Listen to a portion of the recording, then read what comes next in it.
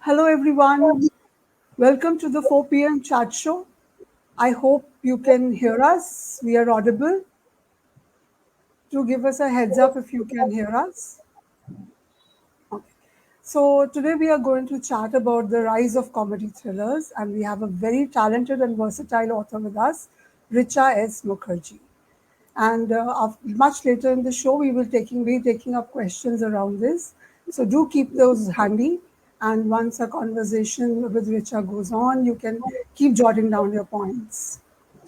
Uh, so, so Richa is an award-winning writer. She's a poet, a former journalist, and an advertising professional.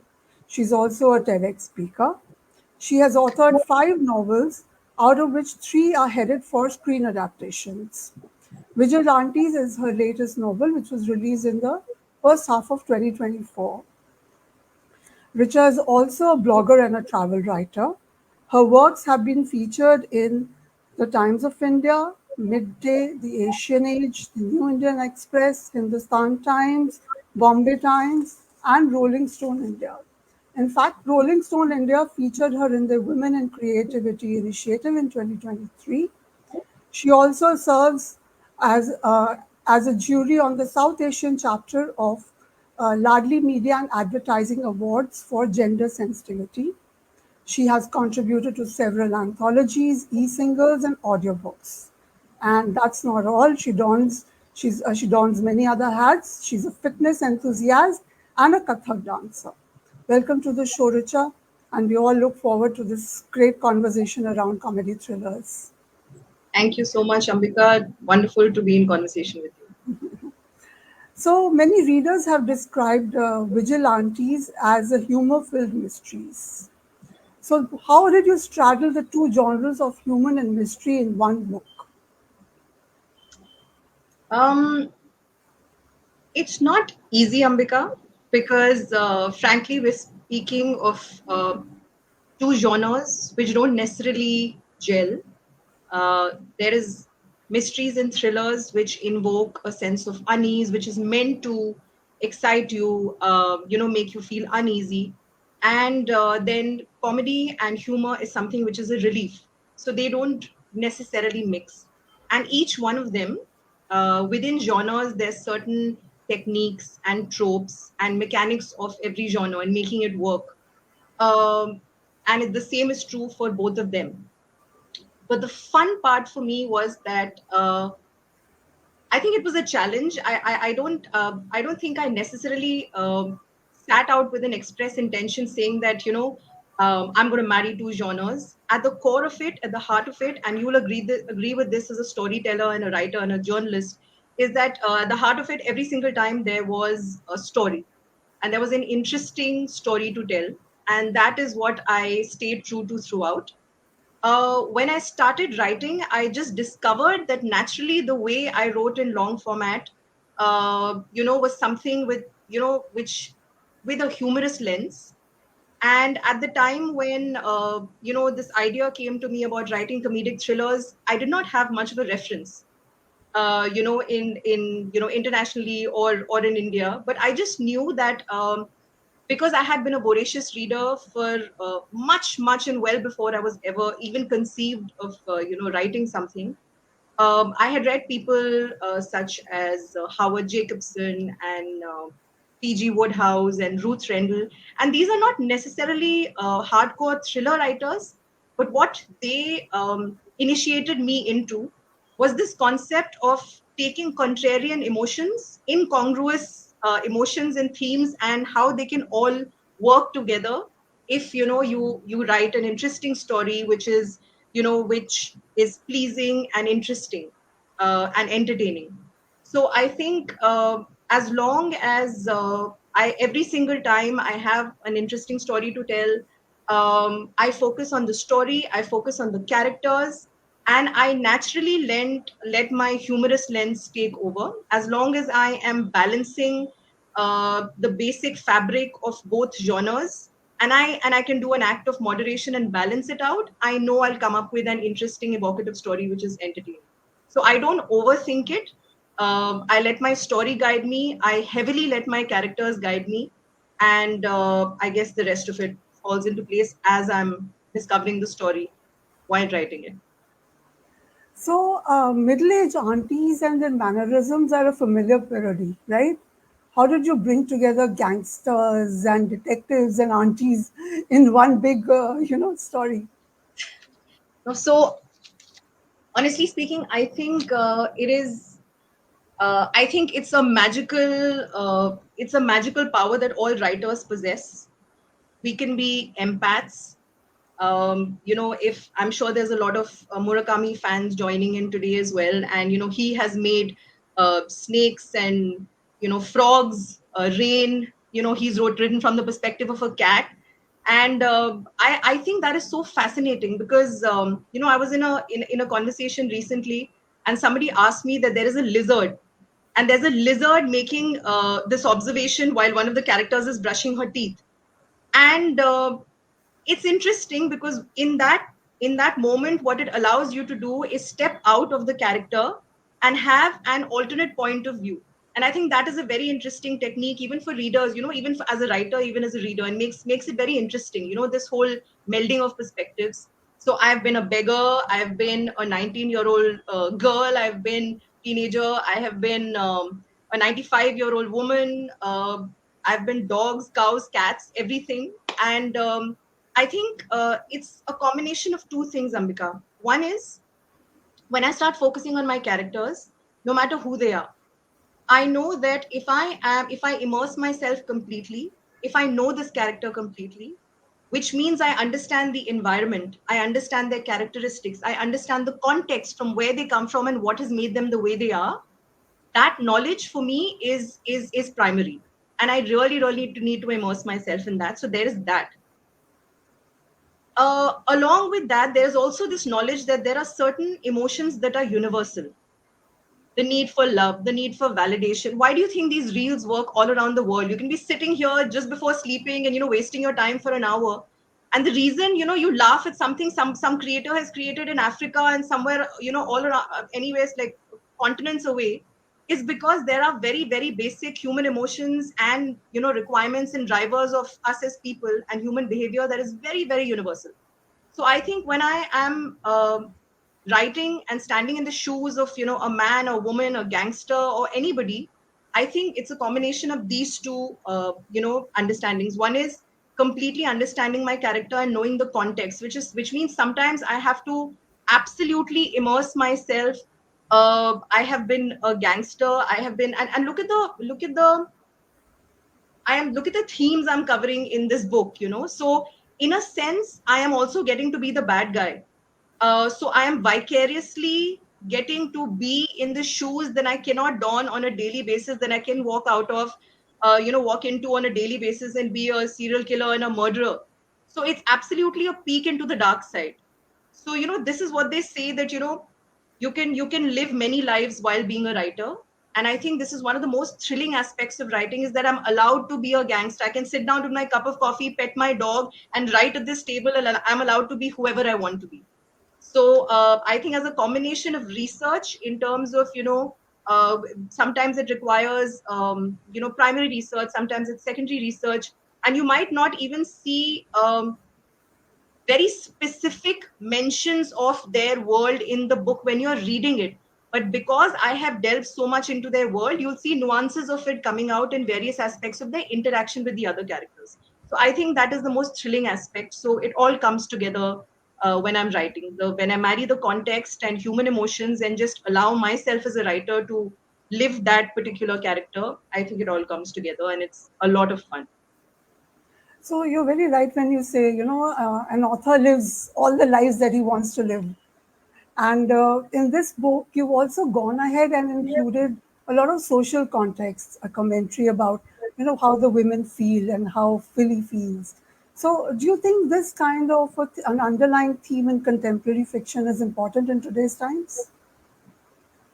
Absolutely. So, because I'm just going to go back to the question, for your last question, for a second, because it just flashed through my mind. Because the maximum amount of feedback I've got from people is not even the gangster, but the fact that there is a cop in there called Bharatendu Bandhopadhyay.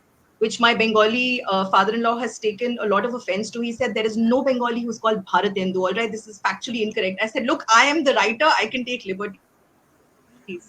So the fact that I have portrayed this very atypical cop who can cook, who's true to his stereotype of, Bengalis loving food. But the fact that he can be sharp and he can actually be a Bengali and he can have so many interesting characteristics. That itself was an experiment, and I was really happy that I pushed myself because, there's very typical tropes, and a lot of my books end up going to OTT or or films. So I was conscious. I was thinking that there are very typical tropes in terms of characters, right? This cop who's been through a lot, a very tumultuous past, and he's trying to do his best with this dark, broody cop. And I just wanted to kind of flip that around and experiment a bit. So I think more than the gangsters, what I really loved being in the shoes of was this really astute, funny cop who loves to cook. So yeah, I really wanted to make a mention of that. But coming back to your question, uh, Ambika, I've rarely come across, as a reader, I have rarely come across any body of work that has nothing to say about individuals or society, right? Because as writers, we tend to tell the stories that we have, that have come to us as we have experienced the world, the lens from which we see the world. And that can never be devoid of a story. Either we have been judged, either we have been victimized, either we have been celebrated. We have experiences as individuals and as our integration with society, integrated with society. And those are bound to, come out in your stories, because, what we write, a lot of it is a reflection of what we have experienced and absorbed, as we go, navigate our lives. Now, there are some stories that go very deep into only the social commentary, and that is because there are certain genres that lend themselves to that kind of gravitas and seriousness. So for example, I just read this wonderful book by Manju Kapoor called The Gallery. I recently read Namita Gokhale's the old The Blind Matriarch. So these stories, so a lot of literary fiction tends to do that as well, and a lot of hardcore crime thrillers as well, where topics such as gender bias and patriarchy and crimes against women and a lot of these heavy duty issues tend to become a very integral part of the main story in terms of the social commentary. What I am always reminding myself while I am writing comedic thrillers is that the genre within which I operate sits in a sort of middle spot between social commentary and entertainment. So I am very cognizant of this fact. And I do believe that all sorts of social commentary does not necessarily have to be done with belligerence and aggression. I tend to feel that just like there are every individual is different, every reader is different, and I feel that a lot of very intense and hard messages are better absorbed when you don't coerce it or force it on people, but you force them to think and you help them absorb it in a maybe a lighter way, in a more palatable way. And that is a tool that I am very privileged to have when I write comedic thrillers. So I mean, look at the topics I'm dealing with here, Ambika. I have covered, gender issues. I've covered sexual exploitation. I have covered. I've spoken about divorce. I've talked about labels. I have spoken about extremely debilitating issues for women. Some of which I have experienced myself. I've seen, people experience in my own life. So, and it took a lot out of me writing about it. But I kept on reminding myself that. Through all my books, I have been able, through this tool, to make a lot of social commentary without making it sound contrived, making it sound very authentic through the stories that I'm willing to tell. So, for example, if I talk about Vigil Aunties, uh, Varsha Vagmare is a typical housewife who is somewhere she's in her 50s. So this entire a set of women, Varsha Vagmare along with her friends, they all fall in the age bracket of 40, we say 35 to 50. And I must say something I was conscious about while writing this book was the fact that society doesn't allow women to age gracefully. You have an expiry stamp, you're done. You can be 30, 35, and you're suddenly turned into an auntie, which essentially means that you're absolutely good for nothing. You don't look good. You have nothing to offer. I mean, this is something that I really wanted to challenge while writing these characters. While creating characters who belong to different stratas of society from different places in the country, I wanted to somehow authentically convey all these messages. And whether I'm talking about a 35-year-old Lou Nongam who's from the northeast, whether I'm talking about Barsha who has so many aspirations but she's just making laddu sitting in a house, who's constantly judged by her husband, or if it's Shobha Gupta who's desperately trying to be an entrepreneur, and she's only been told that she's good for is cooking, and she's really overweight, so she's only been judged for that, for her skin, what she looks like. So I think a lot of the social commentary came through these stories. And I'm really delighted at the fact that this is the first comedic thriller I've written where somehow the social commentary has become center stage, and that was my intention, that it should be thrilling, it should be entertaining, but the stories of these women, which is representative of stories of each one of us, should be center stage, and I'm really happy about that. So three of your books have been are being adapted for screen as well, right? Would you tell us about that? Would you tell us about these books? I mean, do you have to like change them, tweak them around for the screenplay, and the person who's watching is probably different from the person who's reading? How does this work? Absolutely. So, Ambika, they're completely different mediums, and I come from the advertising industry as well. I've experienced a bit of journalism as well, so I understand the eye and how we consume content. Is very different according to mediums. But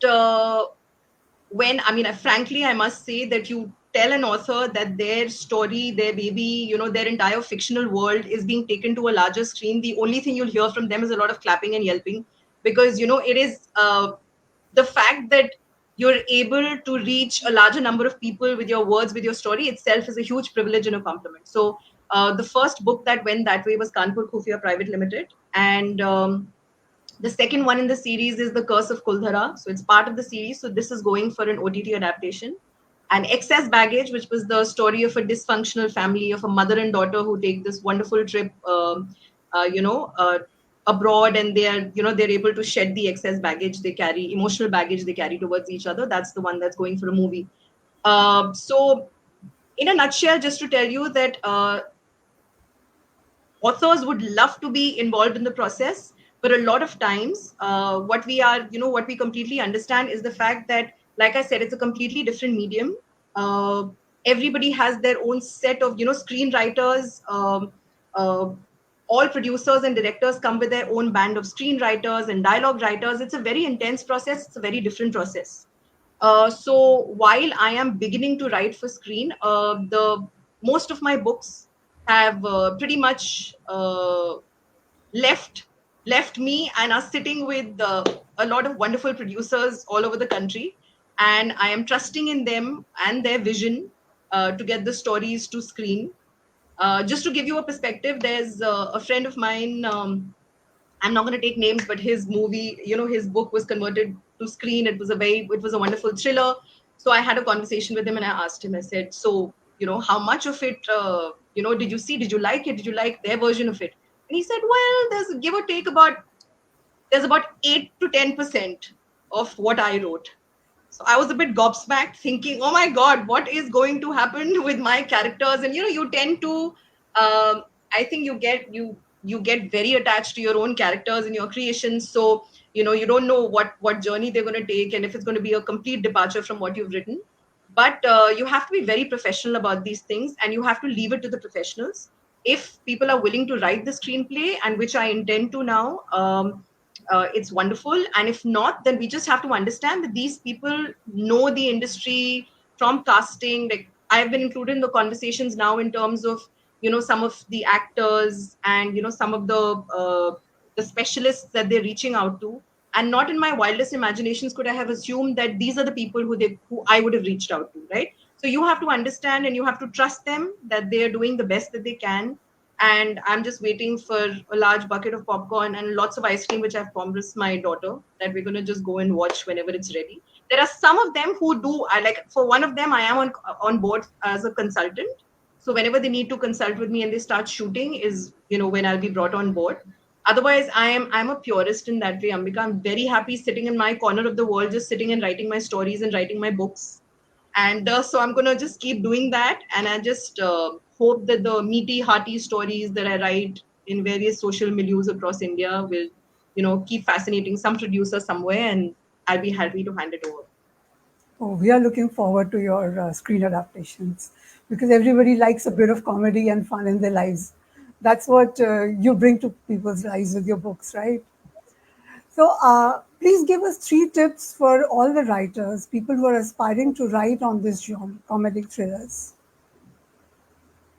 Um, I think I would say read and inspire yourself first, because it's the same analogy of theory versus practical.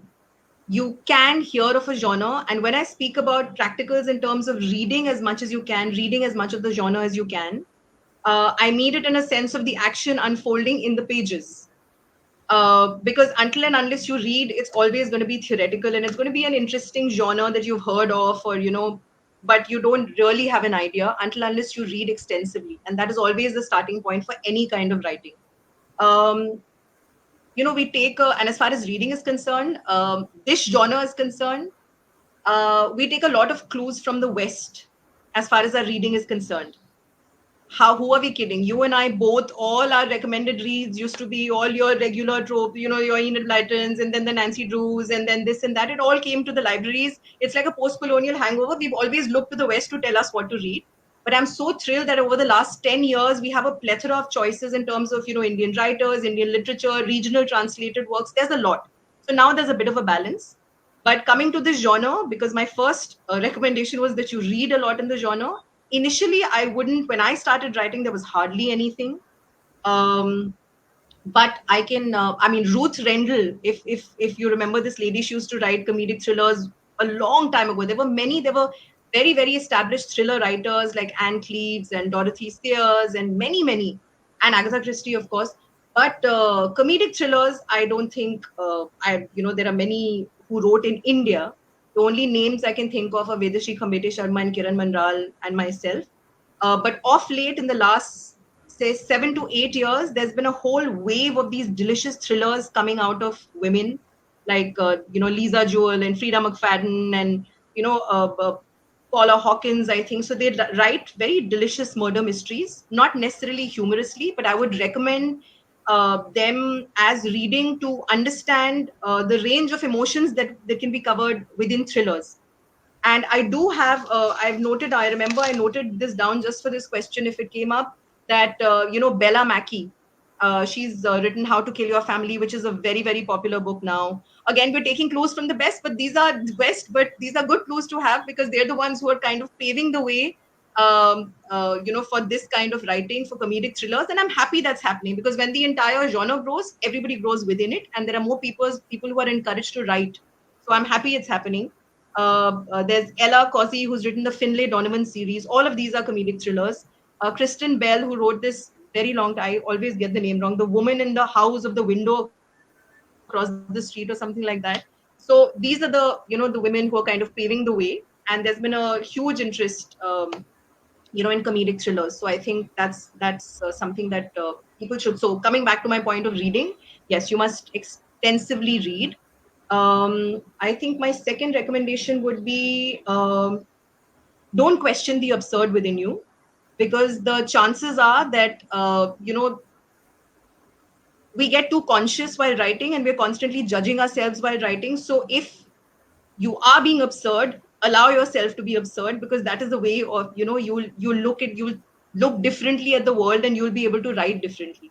Because somebody who writes comedic thrillers needs to have it, or any kind of comedy or humor, needs to have a different lens on the world. And from there comes my third recommendation, which is, whether you're sitting at a cafe on a daily basis, see life unfold in front of you, chances are that you will make great observations about the comedy of life and the comedy of manner and the idiosyncrasies of people, because life is infinitely funnier than what you will ever read about, and all the reading inspirations comes from life.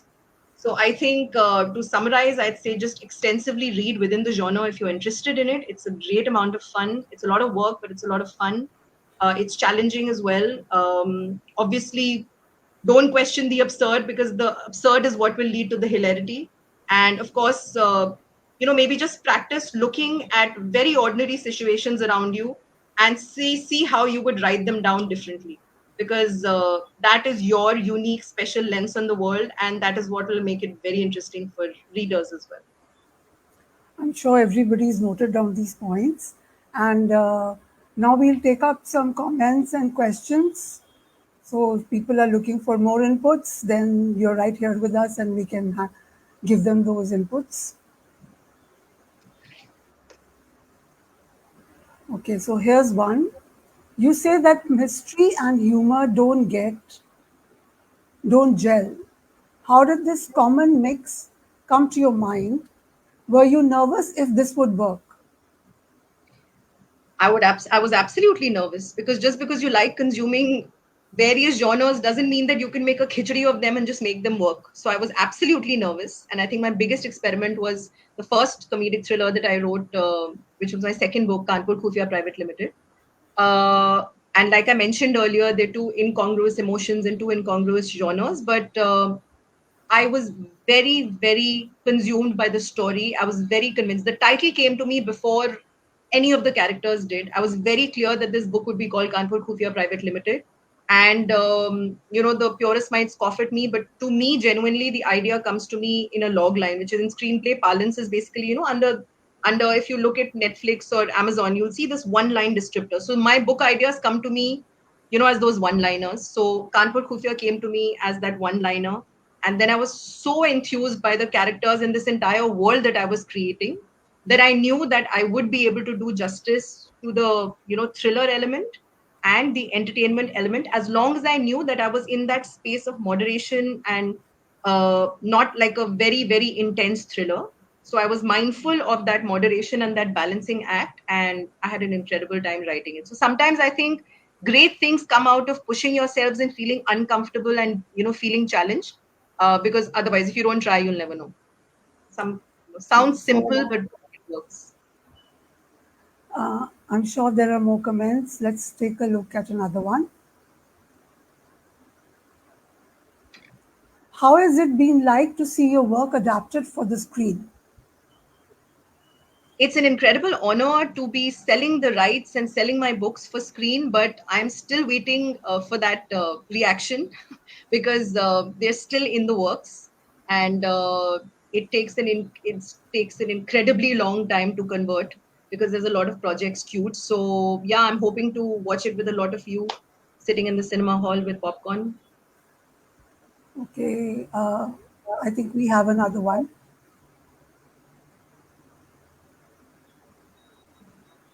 Did you get portions of your book checked for authenticity? Oh, absolutely, absolutely, because people tend to have this erroneous notion that if you're writing contemporary fiction or you're writing comedic thrillers, then there isn't that amount of research required. But I would like to dispel that notion. There's an incredible amount of research required. Just to give you an example of something that's a non-thriller, Excess Baggage was about the Sindhi community, and it was about the partition. It was a story about a mother and daughter. I went and read about 8 to 10 books about the partition, and I went and had a lot of these interactions with people, who had experienced the partition and their stories. Did all of it reflect in my book? No. But for that authenticity and for the fact checking and all of these other nuances that make a story more credible and interesting to read, a lot of research goes in. From the publisher's point of view as well, whether I was writing The Curse of Kuldhara, whether I was writing Vigil Aunties, uh, there is an incredible amount of fact checking that happens from there as well. In fact, after the entire editing is done, it takes about maybe 15 to 20 days just for the fact checkers to go through any kind of, quotes you've mentioned or any kind, and you'll see all those comments coming in when the copy edits come in. So there are certain genres where you have to do it even more intensively, like period dramas, and if there's any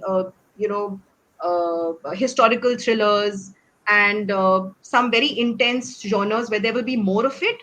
But yes, as far as the books I write, there is a big amount of time left just for the fact check. I try and do a job as diligently as I can before sending it to them. But from their end as well, they have fact checkers in place who will do the fact checking for you. I think we have one last question coming up. So we'll take a look at that. I agree incorporating important social concerns without coming across as blatantly preachy. This book is more than just a mystery. It's a commentary on the strength and resilience of women, the value of community, and the secret lives that sometimes go unnoticed by those who appear to be normal. What do you feel That's about this? Swati, I should have used this beautiful summation as the blurb of my book, because it's touched upon absolutely everything that I wanted to touch upon. The fact that, we live in an increasingly isolating, nervous and dysfunctional world where everybody is oversensitive and everybody at the same time feels very, very lonely. So the fact that you can rely on your friends and a sense, to have a sense of community, to not feel alone, the fact that you have your family to rely on, and sometimes you don't even know it just because they're under your very nose and you take them for granted. There's so many of these themes that have been covered, and I'm so glad that, like I was telling Ambika earlier, that they have taken center stage more than all the other aspects of the book, and it's coming across as an interesting mix of everything. It's That was a wonderful, wonderful summation, and I'm gonna steal it, Swati. Thank you, Richa. It was really nice talking to you. And there was so much of learning about this thriller. Since it's a rising genre, I'm sure everybody's got like crux, really a big load of inputs. And I'm definitely going to head to those books that you mentioned and look them up. Thank you so Thank much you for so being much. part of this Thank conversation. you so much, Ambika, for making this so interesting. And I know that Blog Chatter, I keep mentioning this, is a launching platform for so many wonderful writers. So I know that, if I'm going to have more and more comedic thrillers coming out of this talented bunch of writers. So I'm really, really looking forward to it. We wish you all the best and we look forward to your screen adaptations and more books. Thank you so much.